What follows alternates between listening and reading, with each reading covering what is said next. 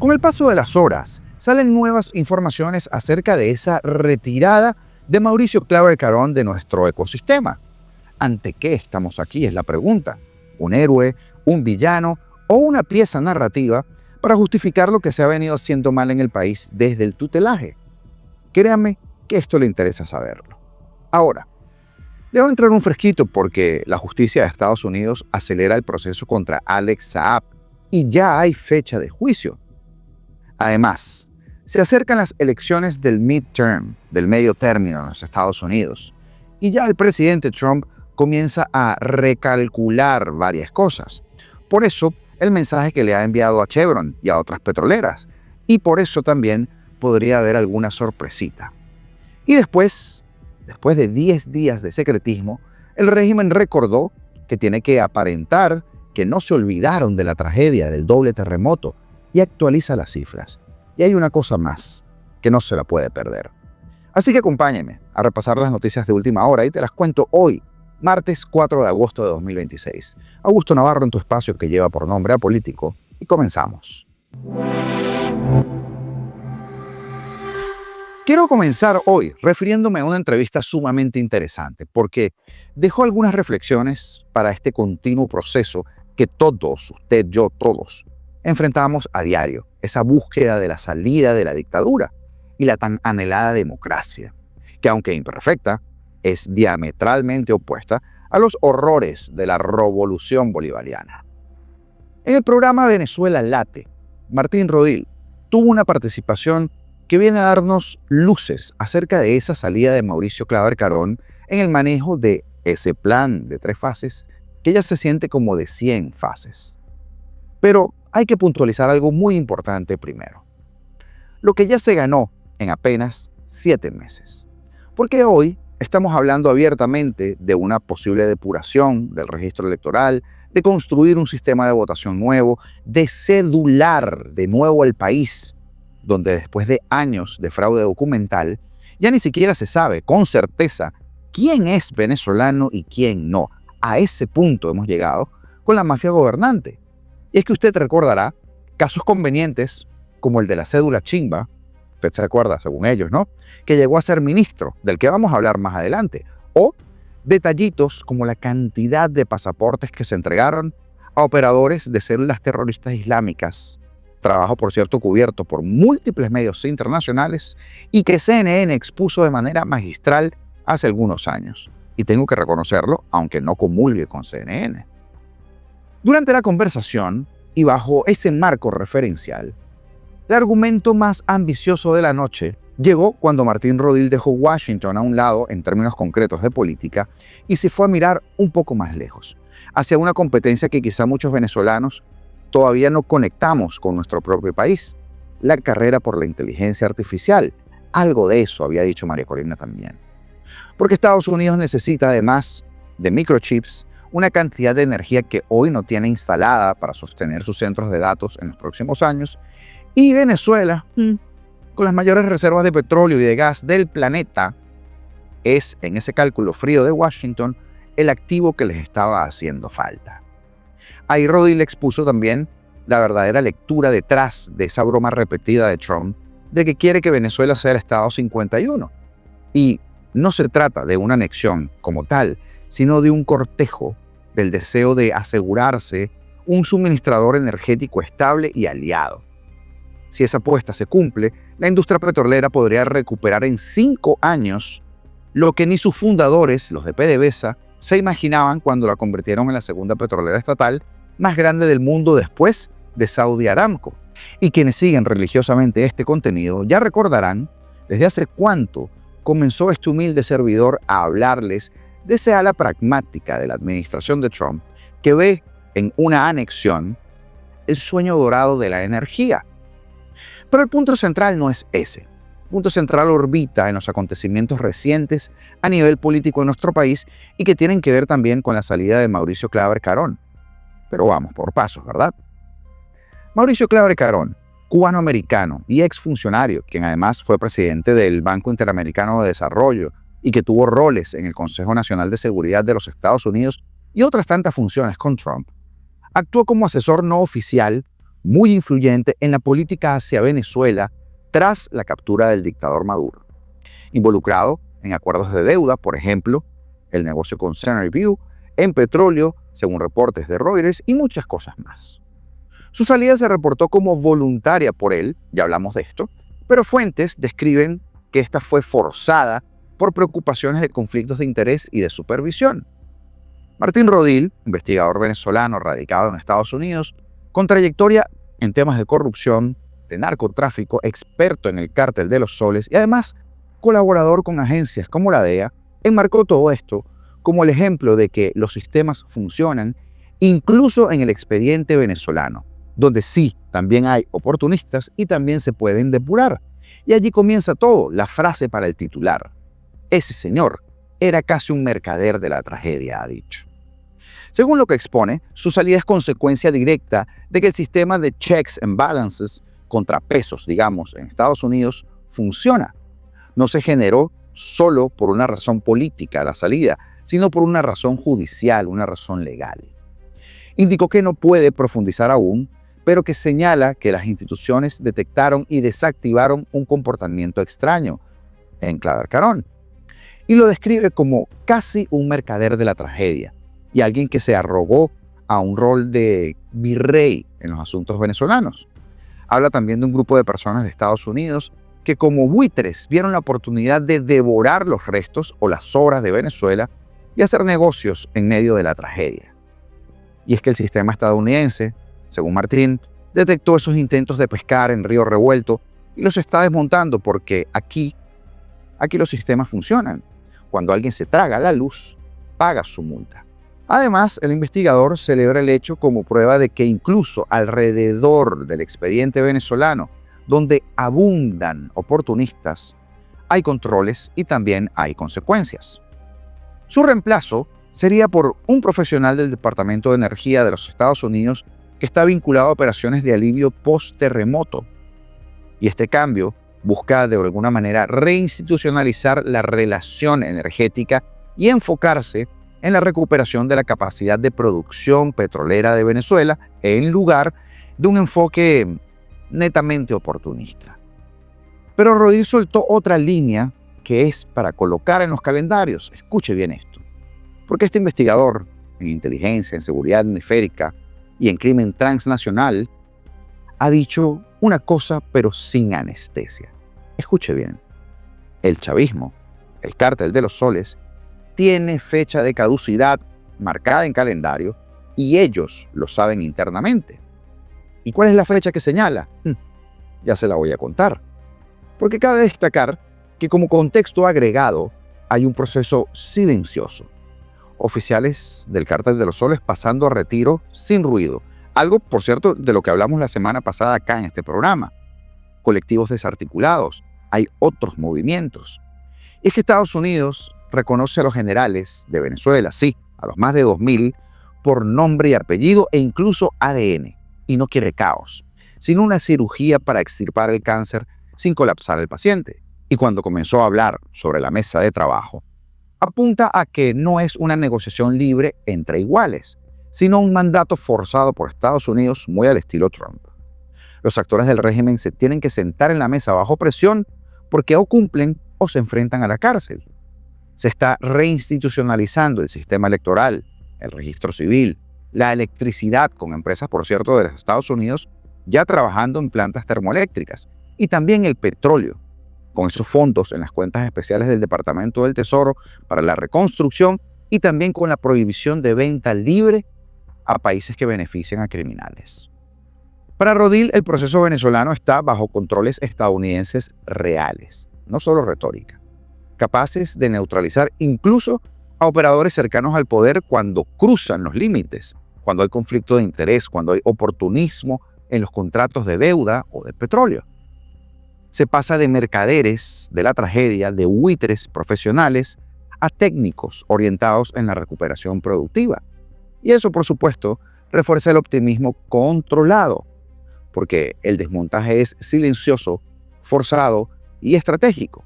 Se trata de energía, se trata de anticriminalidad, de contención de China, Cuba, Rusia, Irán, y todo esto con fecha interna y con énfasis en la reinstitucionalización civil.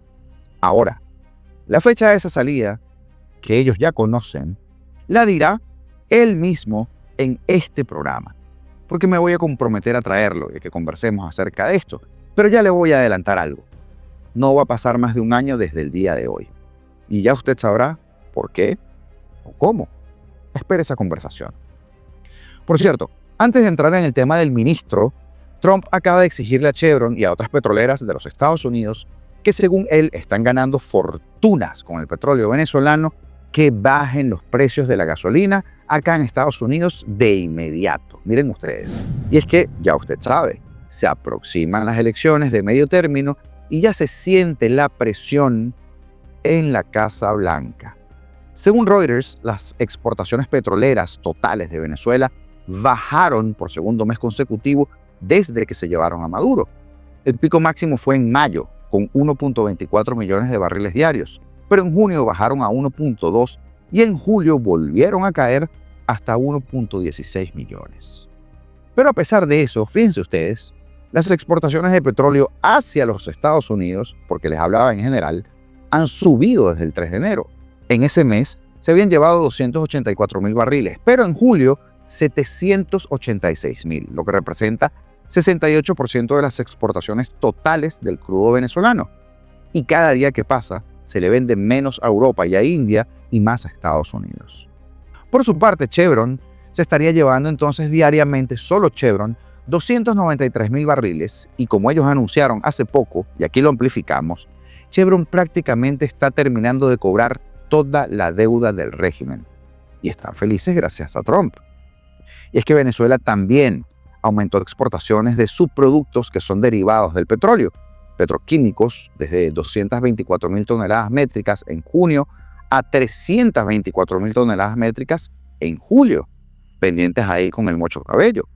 Porque esto es interesante, y esto explica la razón por la que ahora Trump le está exigiendo directamente al presidente de Chevron y a otras petroleras de los Estados Unidos que se están beneficiando de todo nuestro proceso, que bajen los precios de la gasolina en vísperas de las elecciones. El mensaje es muy claro, que la gente acá en los Estados Unidos sienta que el tema de Venezuela, decisión de Trump, también les beneficia a todos y cada uno de los ciudadanos. Ahora, una jueza de Estados Unidos programó para el 8 de septiembre el comienzo del juicio contra el exministro venezolano y empresario colombiano, el de la cédula chimba, Alex Saab, el señor acusado en Estados Unidos de lavado de dinero y otras cositas. Saab, señalado por las autoridades de acá de Estados Unidos como también testaferro del depuesto dictador Nicolás Maduro, fue acusado formalmente de lavado de dinero y conspiración para realizar transacciones financieras, también como de ocultar y disfrazar el origen de los fondos, lo que hace un testaferro. La jueza federal Lauren F. Lewis aclaró en su orden que si el juicio conjurado de 2 semanas de duración no se puede celebrar en ese periodo, será reprogramado. El pasado 24 de julio, la defensa de Saab presentó una declaración de no culpabilidad ante la jueza Lewis y también solicitó que el caso fuera llevado o juzgado por todo un jurado. Como parte del cronograma previo al juicio, la jueza convocó entonces a ambas partes a una audiencia virtual el 1 de septiembre.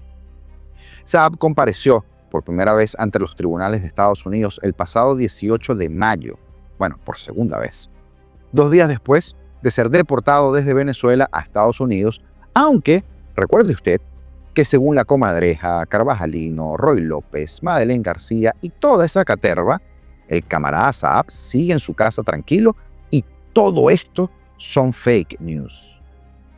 Considerado como un estrecho aliado de Maduro, Alex Saab ya había enfrentado anteriormente cargos de lavado de dinero acá en los Estados Unidos. Pero recordará usted que tras ser detenido en Cabo Verde en 2020 y extraditado a Estados Unidos, fue liberado en 2023 durante la administración del presidente Joe Biden como parte de un intercambio de prisioneros con Venezuela. Y una bajada de pantalones también. Posteriormente, regresó a Caracas, donde fue nombrado ministro de Industrias y de Producción Nacional como si fuera un héroe, y de manera extraña, porque según Diosdado nadie se dio cuenta que él tenía una cédula chimba.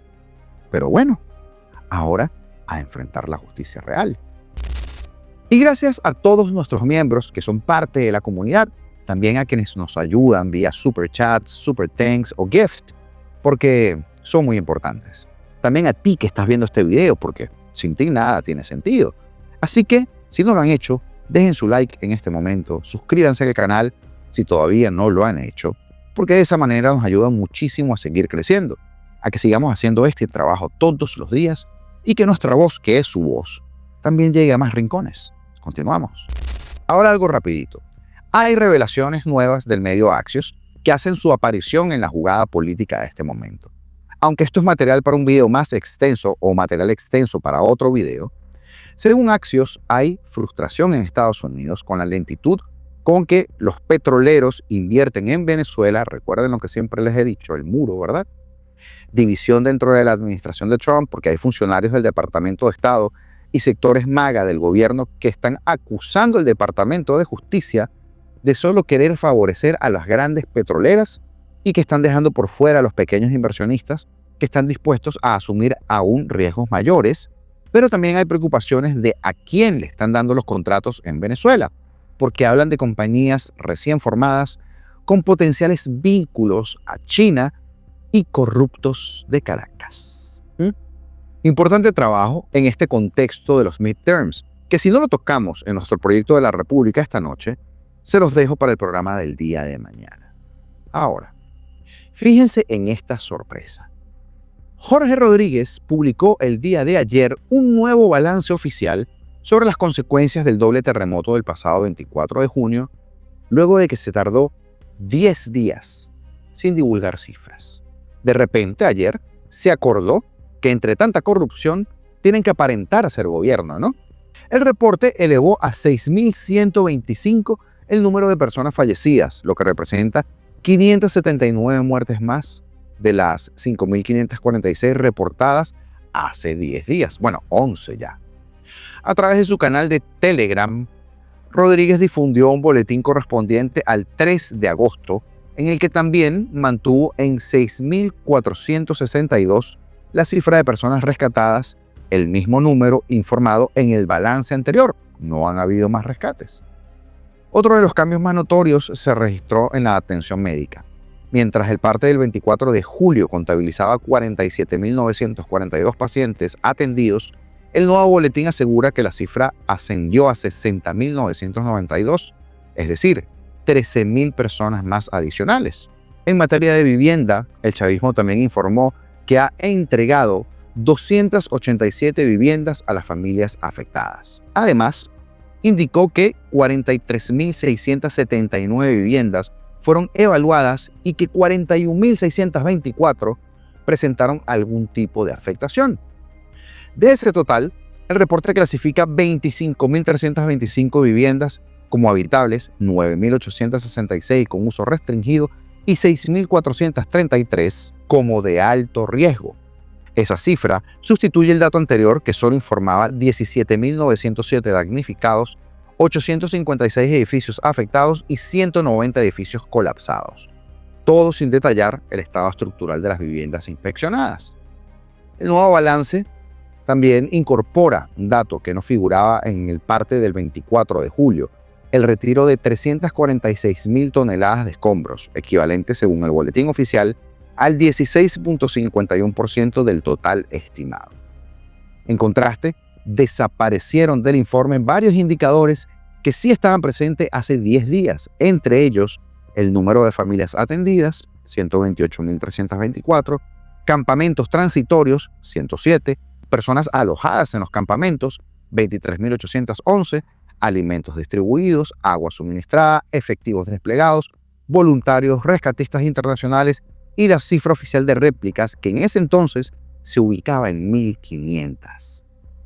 La publicación representa la primera actualización oficial desde el 24 de julio y refleja un cambio en la metodología del reporte al incorporar nuevos indicadores sobre la reconstrucción y omitir varios datos que habían sido incluidos en balances anteriores. Y como siempre, el gran ausente es el dato de los desaparecidos. Ajá.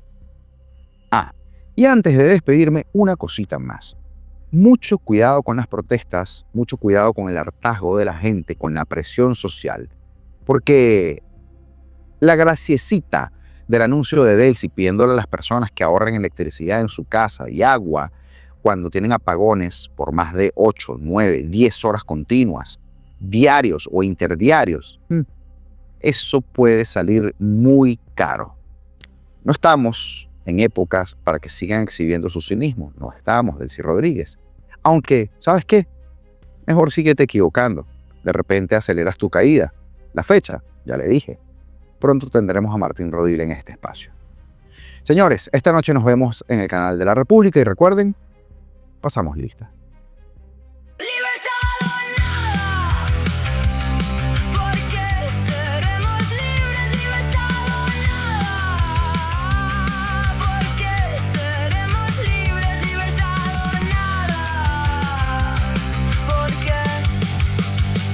Seremos libres.